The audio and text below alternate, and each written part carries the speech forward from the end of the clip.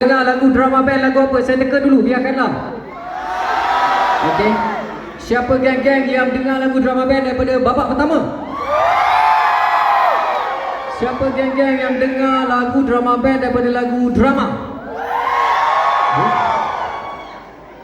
Masih lagu biarkanlah teman guys. Aduh, tak syahdu lah kalau borak tak ada soundtrack man. Tolong. Sedih. Itu dia.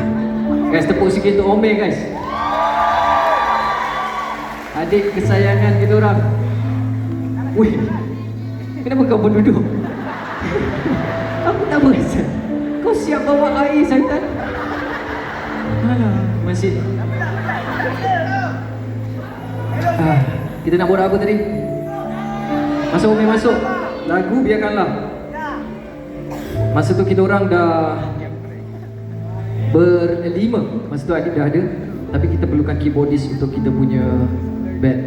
Jadi Ome ni belajar dekat UiTM juga. Adik main Roger tu. Adik cakap, weh, aku ada kawan aku, dia sebenarnya bassist, tapi aku rasa dia main keyboard lagi power daripada dia main bass. Aku pun macam, oh ya ke?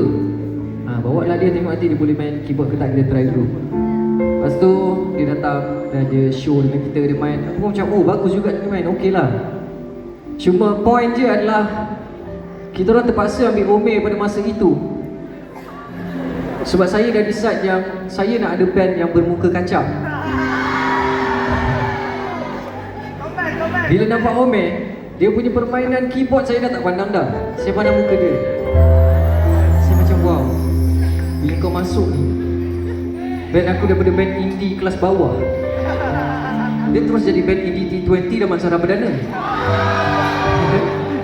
Look dia. So Ome pun join. Dan Ome ni masa awal-awal join, saya masih ingat lagi. Dia datang dan salam saya dengan muka yang comel dia. Bang. Dia bagi saya bang tau. Kita orang beza umur lebih kurang 7 tahun kan? Tak sampai? Lebih. Dia cakap, kau 9 berapa? Janganlah tak nak bagi tahu, kenapa pula? Okey, 94. Saya lahir tahun 92. Semua tahu pula ni. Semua orang sedang mengaku ke dalam ni. Kita masuk balik. Saya dengan Ome beza umur 6 tahun. Masa tu dia panggil saya bang. Saya pun ambil dia sebab dia kacak. Lama kelamaan rupanya dia ni memang orang yang sangat effortless dia hiburkan orang tau. Ome, dia effortless. Dia macam dia jadi Ome pun dah kelakor dah. Macam tu. Tapi kan tadi kita pilih dia sebab kacak. Awalnya saya ambil dia sebab kacak. Tapi dia kekal dengan drama band pada hari ini adalah sebab Ome disayangi semua.